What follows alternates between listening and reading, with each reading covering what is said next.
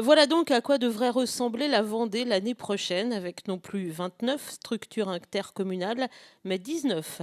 Rappelons en effet que dans le cadre de la loi NOTRe du 7 août 2015, qui vise à réorganiser et renforcer les intercommunalités, celles-ci sont amenées à se regrouper dans une cohérence de territoire et doivent désormais compter 15 000 habitants minimum.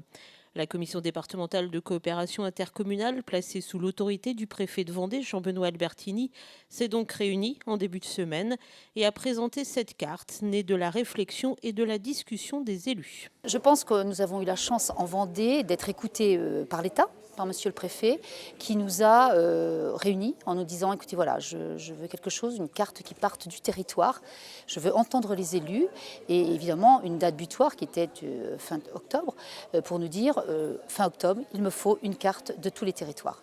Dans le sud Vendée, 4 intercommunalités vont se regrouper, le Pays Né de la Mer, les îles du Marais Poitevin, le Pays Mareuillais et le Pays de Saint-Hermine, une super intercommunalité de 53 930 habitants. Alors il y a une cohérence de territoire, notamment parce que ces 4 communautés de communes s'étaient organisées il y a déjà plusieurs mois pour travailler au sein d'un schéma de cohérence territoriale, ce qu'on appelle le SCOT. Ce qui veut dire qu'ils avaient déjà l'intention de réfléchir ensemble à ce qu'étaient les grands objectifs communs pour aménager l'espace et pour développer le territoire.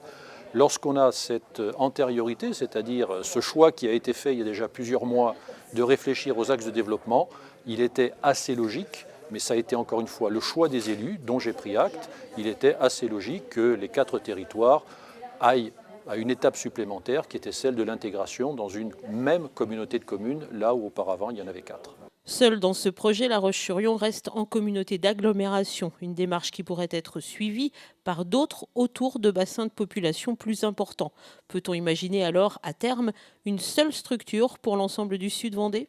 D'abord, aujourd'hui, le fait que 2 pôles s'organisent en franchissant une étape importante, c'est vraiment à noter. Ce que l'avenir fera, on le verra, puisqu'il y avait eu des discussions pour savoir s'il fallait un seul SCOT ou 2 SCOT. Le choix a été fait de 2 SCOT, mais de la même manière que 2 SCOT peuvent dialoguer ensemble à travers un certain nombre de points communs, pourquoi les élus ne pourraient-ils pas dialoguer aussi, même à travers 2 communautés de communes, ou 3 ou 4 comme aujourd'hui. Il n'y a vraiment là-dessus aucune difficulté, les instruments existent et l'État y contribuera si c'est le souhait des élus.